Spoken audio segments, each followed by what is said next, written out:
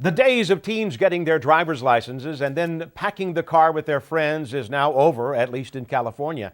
New restrictions regarding the passengers young drivers can take with them are now in effect. Christina Salvo reports.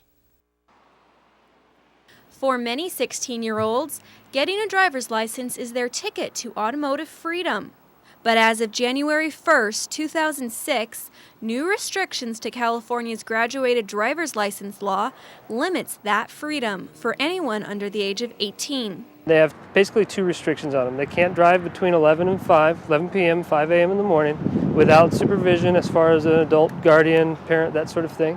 And they're not allowed to drive with passengers in the car that are under the age of 20. The law hopes to provide an intermediate phase for teens to work on their driving experience.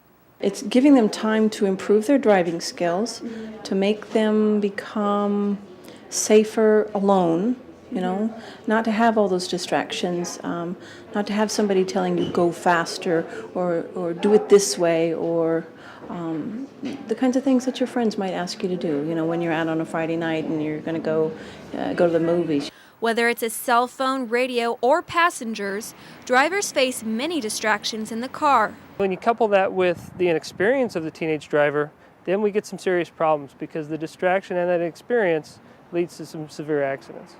A recent study found that over the last 10 years, nearly 2,000 Californians have been killed in traffic-related accidents involving teenagers. Since the graduated driver license law was first implemented in 1998, fatalities have declined by 11%. Well, the restrictions being put in place have decreased the chance, number one, just because there's a possibility of less people being in the car. The probability of the accident being as severe is lower because they're not going to be driving as distracted as they would otherwise. Though it's their safety at hand, teens aren't thrilled with the latest restrictions. I think it's ridiculous. Good. Yeah. I think right now kids are responsible enough to know, so 6 months is enough to drive our friends around, and we already know what could happen, so I don't think we need a year.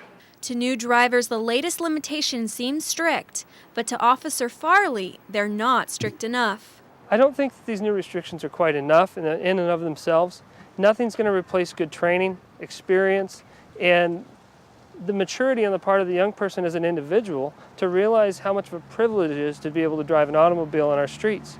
For now, automotive freedom is a right only reserved for seasoned drivers.